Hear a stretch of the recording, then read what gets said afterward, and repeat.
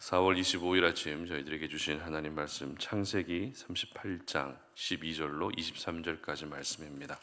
얼마 후에 유다의 아내 수아의 딸이 죽은지라 유다가 위로를 받은 후에 그의 친구 아둘람 사람 히라와 함께 딥나로 올라가서 자기의 양털 깎는 자에게 이르렀더니 어떤 사람이 다말에게 말하되 내 시아버지가 자기의 양털을 깎으려고 딥나에 올라왔다 한지라 그가 그 과부의 의복을 벗고 너울로 얼굴을 가리고 몸을 휩싸고 딥나 길곁 에나임 문에 앉으니 이는 셀라가 장성함을 보았어도 자기를 그의 아내로 주지 않음으로 말미암음이라. 그가 얼굴을 가리었으므로 유다가 그를 보고 창녀로 여겨 길 곁으로 그에게 나아가 이르되 청하건대 나로 내게 들어가게 하라 하니 그의 며느리인 줄을 알지 못하였음이라. 그가 이르되 당신이 무엇을 주고 내게 들어오려느냐. 유다가 이르되 내가 내 떼에서 염소 새끼를 주리라. 그가 이르되 당신이 그것을 줄 때까지 담보물을 주겠느냐. 유다가 이르되 무슨 담보물을 내게 주랴. 그가 이르되 당신의 도장과 그 끈과 당신의 손에 있는 지팡이로 하라. 유다가 그것들을 그에게 주고 그에게로 들어갔더니 그가 유다로 말미암아 임신하였더라. 그가 일어나 떠나가서 그 너울을 벗고 과부의 의복을 도로 입으니라. 유다가 그의 친구 아둘람 사람의 손에 부탁하여 염소 새끼를 보내고 그 여인의 손에서 담보물을 찾으려 하였으나 그가 그 여인을 찾지 못한지라. 그가 그곳 사람에게 물어 이르되 길곁 에나임에 있던 창녀가 어디 있느냐. 그들이 이르되 여기는 창녀가 없느니라. 그가 유다에게로 돌아와 이르되 내가 그를 찾지 못하였고 그곳 사람도 이르기를 거기에는 창녀가 없다 하더이다 하더라. 유다가 이르되 그로 그것을 가지게 두라. 우리가 부끄러움을 당할까 하노라. 내가 이 염소 새끼를 보냈으나 그대가 그를 찾지 못하였느니라. 아멘. 상대방을 위해 어떤 사람이 될 것인가 라는 제목으로 오늘 아침 말씀 전합니다. 사람은 누구나 내가 어떤 사람이 되어야겠다 하고 하는 그런 바램, 목표가 있습니다. 믿음 좋은 사람, 사랑이 많은 사람, 아니면 착한 사람, 똑똑한 사람과 같은 내가 추구하는 어떤 상이 다 있다는 것입니다. 그렇다면 다른 사람을 위해 내가 어떤 사람이 되어야겠다라는 그런 생각해 보신 적 있으십니까? 예를 들면 부부 사이에서 남편을 위해 내가 어떤 아내가 될 것이고 반대로 아내를 위해 내가 어떤 남편이 되어야겠다라는 그런 생각들 말이죠. 사실 이런 부분들까지는 생각하기가 참 쉽지가 않습니다.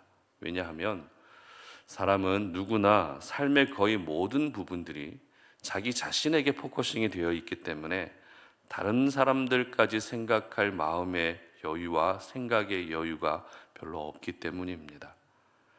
그러나 세상 사람들은 그렇다 할지라도 하나님의 사람들은 그들과 생각이 조금 달라야 되지 않겠습니까? 대부분의 사람들이 내가 단순히 어떤 사람이 되어야겠다라는 생각을 하고 있어도 예수 믿고 구원받은 하나님의 사람들은 내가 좋아하고 또 나와 함께 지내는 사람을 위해서 내가 어떤 사람이 되어야겠다, 그 사람에게 내가 어떤 사람이 되어야 되겠다라고 하는 그런 생각까지 할 수 있어야 된다는 것입니다.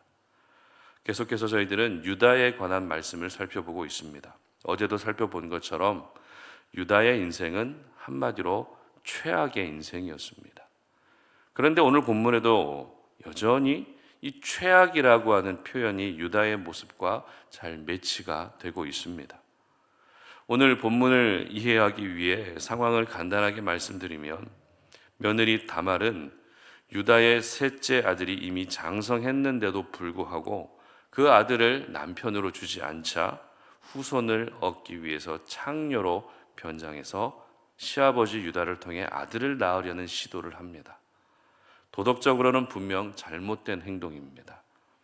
그러나 이렇게 유다와 다말 사이에서 태어난 아들이 쌍둥이 베레스와 세라였는데 바로 유다와 베레스로 이어지는 혈통을 통해서 예수님이 태어나시게 됩니다. 이 부분은 어제 우리가 살펴봤던 것처럼 최악을 최선으로 바꾸시는 하나님의 은혜로만 설명될 수 있는 부분입니다. 이렇게 베레스와 세라가 태어나는 과정을 기록하고 있는 말씀이 오늘 본문인데요. 일단 첫째 아들과 둘째 아들이 하나님이 보시기에 악을 행하면서 모두 죽었습니다. 그런데 얼마 지나서 또 누가 죽습니까? 유다의 아내까지 죽게 됩니다. 그런데 아내가 죽은 후에 며칠 지나지도 않았는데 며느리 다말이 창녀로 변장한 것도 모르고 유다는 며느리 다말과 잠자리를 갖게 됩니다. 이런 유다의 모습은 아내의 죽음을 정말 슬퍼했는지 의심이 들 정도로 육신의 정욕에 빠져 있었다라는 것을 확인할 수 있는 부분이죠. 한마디로 최악이라 할 수 있습니다. 그리고 다말과 동침하는 과정에서도 유다는 다말에게 염소 새끼를 주겠다고 약속합니다. 그러나 지금 당장 염소 새끼를 가지고 있지 않았기 때문에 다말은 유다에게 담보물을 맡기라고 하죠. 그런데 다말이 요구한 담보물은 도장과 끈과 지팡이였습니다. 사실 이 도장과 끈과 지팡이는 값어치로 보게 되면 별로 대단한 값어치는 아닙니다. 그러나 유다 개인으로 보게 되면 돈보다 더 가치 있는 것이 바로 도장과 끈과 지팡이였습니다. 왜냐하면 다말이 요구한 도장과 끈과 지팡이는 한 집안을 다스리는 가장의 권위와 신분을 상징하는 것이었기 때문입니다. 즉 다말은 비록 창녀로 분장해서 시아버지를 속인 것은 잘못됐지만 그렇게 해서라도 이 집안의 기업을 이을 아들을 낳으려 했던 것입니다. 그리고 공식적으로 기업을 이을 아들이 태어나기 위해서는 이 집안을 대표하는 사람을 통해야 했기 때문에 도장과 끈과 지팡이를 요구하며 그것을 증거로 삼았던 것입니다. 그렇기 때문에 유다의 입장에서는 도장과 끈과 지팡이는 절대 가볍게 여길 수 없는 물건이었죠. 그럼에도 불구하고 단지 육신의 정욕을 해소하기 위해서 그것을 쉽게 내어줬다라는 것은 다시 한번 유다의 모습이 최악이었다라는 것을 보여주고 있습니다. 이처럼 유다는 어제 본문에서도 그렇고 오늘 본문에서도 역시 최악의 모습으로만 나타나고 있습니다. 분명 유다의 실수가 가장 치명적인 실수입니다. 유다의 경솔함이 가장 치명적입니다. 그러나 오늘 저희들이 주목하고 싶은 인물은 유다의 친구로 등장하는 아둘람 사람 히라입니다. 유다에 관한 이야기에서 이 친구에 대한 언급은 모두 3번 나오고 있는데요. 첫 번째는 어제 본문 1절에 나오고 있습니다. 한번 1절 말씀을 읽어봅니다. 그 후에 유다가 자기 형제들로부터 떠나 내려가서 아둘람 사람 히라와 가까이 하니라. 그리고 두 번째 등장하는 내용은 오늘 본문 12절입니다.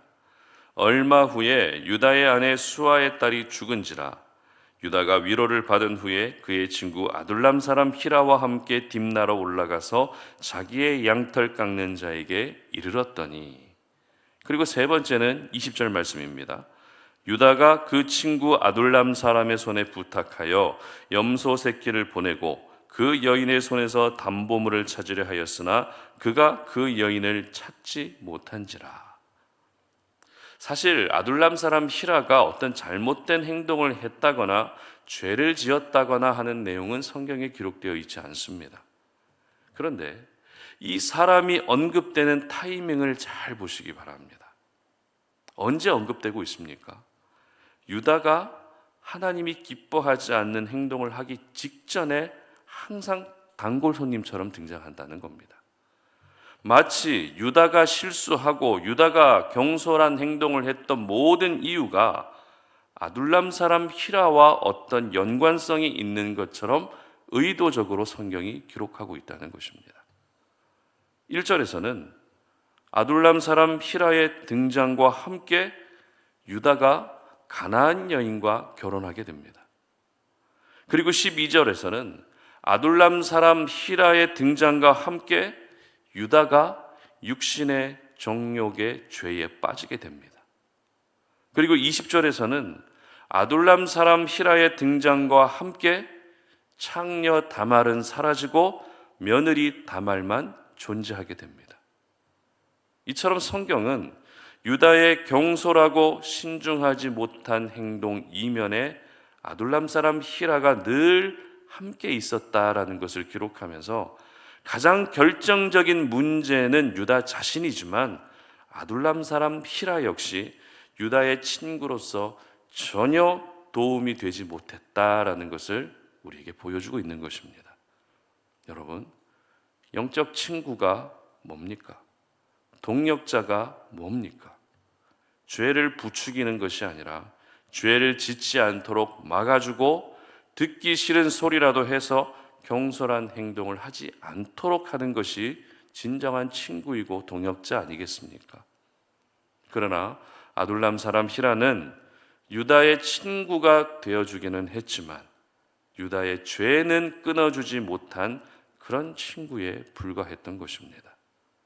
자, 그렇다면 아둘람 사람 히라는 진정한 동역자로서, 진정한 친구로서 유다에게 어떻게 해야 했던 것일까요?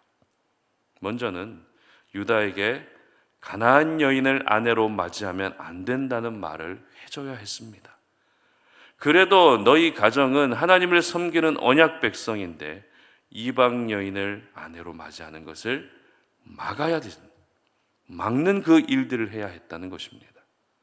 그리고 유다의 아내가 죽고 나서 육신의 정욕을 해결하려는 유다를 어떻게든 친구 히라가 막아줘야 했습니다. 아내가 죽은 지 얼마나 됐다고 벌써 이러면 안 된다라고 막아야 했던 것입니다. 그리고 다말에게 맡긴 담보물을 대신 찾아올 때도 말이라도 유다의 실수와 유다의 경솔한 행동을 지적해 줘야 했습니다. 그러나 아둘람 사람 히라는 유다의 친구로서 대화 상대는 됐을지 모르지만 신앙적으로 도덕적으로는 전혀 도움이 되지 않는 그런 친구에 불과했던 것입니다. 오늘 저희들은 아둘람 사람 히라에 대해서 묵상하면서 단순히 내가 어떤 사람이 되어야 되겠다라고 하는 그런 생각도 좋지만 다른 사람을 위해서 내가 어떤 사람이 되어야겠다라는 그런 생각을 할 수 있어야 됩니다.